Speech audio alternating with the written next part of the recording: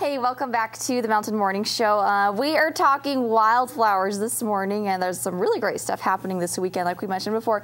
Awesome weather, and I have with me Jessie Walters. She is the executive director of the Cottonwood Canyons Foundation, and we are talking about the Wasatch Wildflower Festival, right? Welcome to the show, Jessie. Thank you. Thanks for having me. Yeah, it's wonderful to have you on. And we were just talking earlier. I mean, this is such a perfect time of year right now. It's not too hot outside as it's been, and so you guys have this festival. It's been going on for about a decade, would you say? That's right. Yeah, this is about the 10th year, so it started quite small as just sort of celebrating the flowers, and then over the years it's gotten a little more organized, and it's a nice partnership between our foundation, Cottonwood Canyons Foundation, some other nonprofits, Alta Community Enrichment, the 4 Cottonwood Canyon ski areas, Alta and Snowbird, Brighton and Solitude, and then Forest Service and Salt Lake City Watershed. So it's a nice partnership and a great opportunity to get outdoors this weekend. And it really is, Jessie. Let's go over the different, what you can expect. I mean, this is pretty much tours, a guided tour going through some beautiful trail areas, right? Yeah, it is. It's a wonderful, it's over the 3 days. It's Friday, Saturday, Sunday. So Friday morning it's at Brighton, Friday afternoon and evening, Solitude, Saturday at Alta, and Sunday at Snowbird. And folks can come, and everything's free. If there is a lift involved, there's usually a small fee like the tram at Snowbird, but it's discounted, and then it's a donation to our nonprofit, which is great.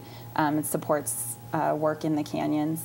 And folks can come and just sort of show up anytime, and as groups fill of 10 participants or so, we send them out with a wildflower guide. These are volunteers who have been trained on the plants and the ecosystem, so they take just a wonderful walk. We have walks for all ability levels, so if people want to go on just a very gentle kind of flat walk or a little bit more of a hike.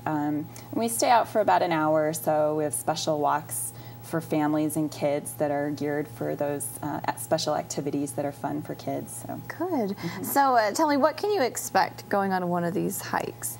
I think it's just a really nice introduction to some of the amazing variety of wildflowers that we have in the area.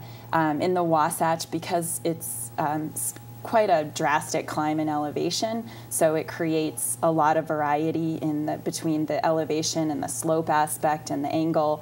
So we have a tremendous amount of variety. You can have in some of the sunnier slopes plants that we would find more at lower elevation, like in desert environments, all the way up to like the top of Hidden Peak, the tram at Snowbird, where there's plants that grow in very alpine or environments almost like the alpine tundra. So there's huge variety, and the guides are really clued in to help educate people on what some of the amazing species are that you're seeing. And also, I think some of the special features of these plants, maybe special adaptations that they have for pollinators or to attract wildlife.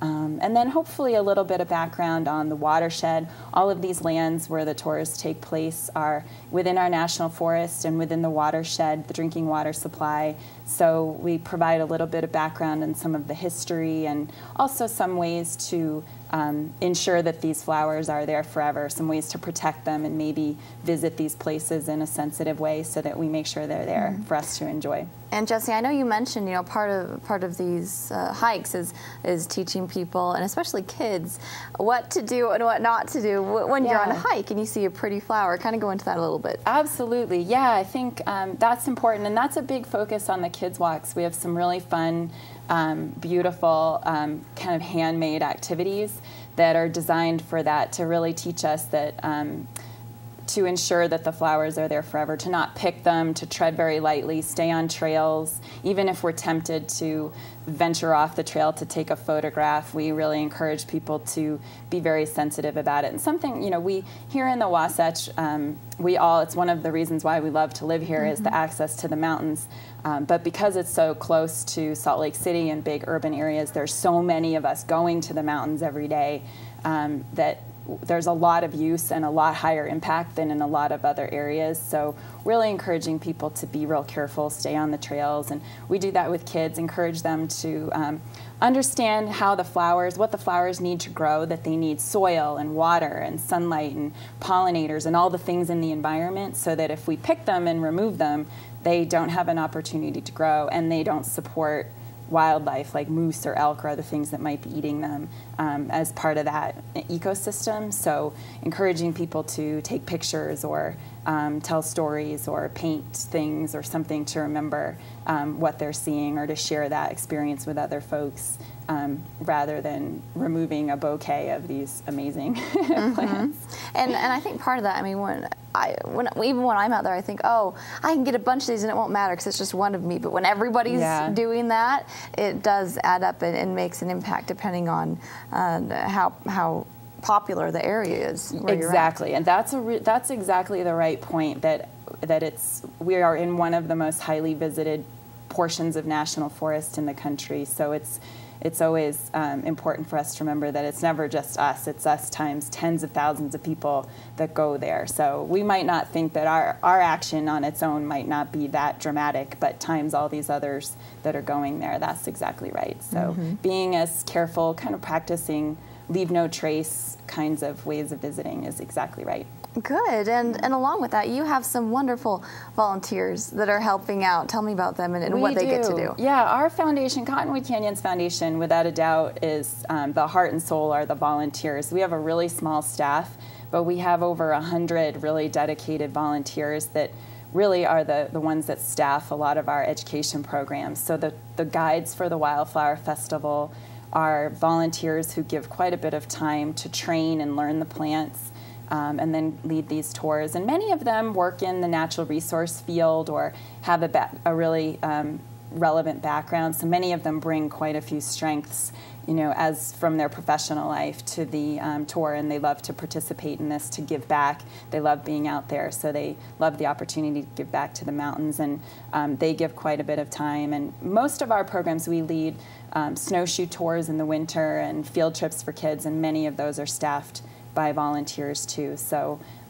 it's a great opportunity. If people who come on the tours, many of the volunteers are people who came out with us in the past and just came on the tours as a participant, and then were really interested and inspired by the volunteers who lead them and said, hey, I'd love to get involved. And then years later they come, or the next season they come and participate as well. So I know you're full now, and obviously the training's done, so if you want to volunteer, because when Jesse told me about this, I thought, oh my gosh, how fun would that be, just being outdoors like that, interacting with so many people and getting that education. My background isn't in anything related to wildlife or natural resources or whatnot, but it's still something, they're always looking for volunteers every year to help out, no matter your background. Exactly, right? That's right, absolutely. Yeah, this season with the festival just a couple days away, we start the training in June. Okay. And the wildflower trainings are fun. We call them Wildflower Wednesdays.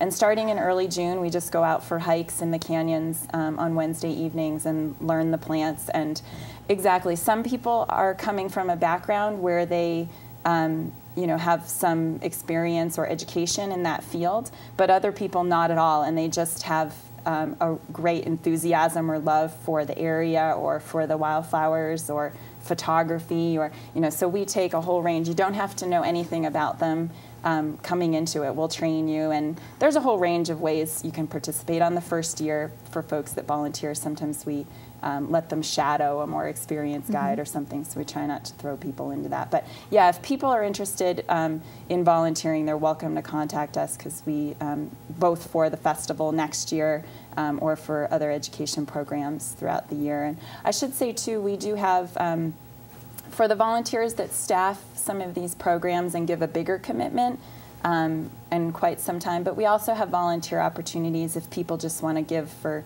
one day, of part of one day. We have trail work and invasive weed pulls going on all summer and pretty much through the fall. So if people want to give back to the canyons and the mountains but maybe don't have quite as much time, we love them to come out and potentially participate in trail work or weed pulls or other activities like that. So there's lots of ways to get involved. Family activity. I just thought of something. Take your kids out to pull some weeds. Yeah, we would love it. The weed pulls are good for family bonding. That's what it is. Exactly. And so, you mentioned some of the programs that you guys have going on. What are some other things? And because obviously, what you do in the summer is very different than what's happening in the winter. Yeah, in the summertime, right? We fit. That's our field season when there's no snow and we can kind of cram all the field work in. So we do trail work. We partner with the Forest Service and with Watershed, and help maintain and improve the trail system in the Cottonwoods and the beyond in the Wasatch. Weed pulls to help fight some of the invasive species that encroach and that are a threat on things like the wildflowers, the native plants. We sponsor rare plant surveys to try to survey and document some of the sensitive species in the canyons. And then a lot of education work. So pretty much all year we do ongoing education programs. So we lead guided hikes, we staff naturalists at Silver Lake and Big Cottonwood and in Albion Basin to help educate people. We lead field trips for schools, predominantly the 4th grade, because they really focus on water and watershed. So we do those up at Silver Lake, and then the snowshoe field trips all winter up at Spruce's Campground in Big Cottonwood. We host snowshoe tours for the public, and also education programs at the 4 Cottonwood ski areas to help let people know that when they're skiing, the snowpack is the drinking water supply, and a little bit of awareness. And then we also staff a public lands information center, and that's located within REI, and that's kind of a front desk to help provide information on recreating in the area and give people some background on where they can camp or what some of the regulations are, like not bringing dogs up into the Cottonwoods, things like that. So yeah, we have a lot of, we have education all year, and then a lot of the field work and the stewardship kind of on the ground projects in the summer months. So well, Jesse, you guys are doing so much great work around the canyons, and that's so good to hear. And one of your exciting events happening this week. And where can people go to get more information about the schedule? Because Saturday's a little bit different than the other 2 days. There's a little bit more happening Saturday. Yeah, exactly. Folks can go to the Wildflower Festival has its own website. It's wasatchwildflowerfestival.org, or they can go to our website. It's cottonwoodcanyons.org. And there's a link there to the schedule. So it has schedules Friday and Sunday, right, it's more focused on the tours themselves. Saturday at Alta, we partner with Alta Community Enrichment, who sponsors some great activities, kind of kids' art activities related to the Wildflower Festival and some music. But there's great opportunities to get out and do the tours whenever suits folks, you know, if it's a weekday or an evening at Solitude on Friday, or the Snowbird Day. Many people love to do that, to get a chance to ride up the tram and go really up high in the mountains. So there's a great geology walk on Sunday that's not offered on the other days. So some really nice variety, and all of that full schedule is on the WasatchWildflowerFestival.org. Well, perfect. Yeah, check that out if you want to grab some friends together, or even just go on your own. Or, you know, take a break. How long do the hikes take? You said about an hour. They take about an hour. Yeah, so take a break in between work or right after you're off if you're driving through the area or want to check it out. It sounds like such a great time to enjoy outdoors, and some wonderful volunteers to interact with. So absolutely. Very good. Well, Jesse, thank you so much. It was such a pleasure to have you on the show today, and good luck with everything happening with you guys. Thanks. Yeah, and we'll be right back here with more on the Mountain Morning Show.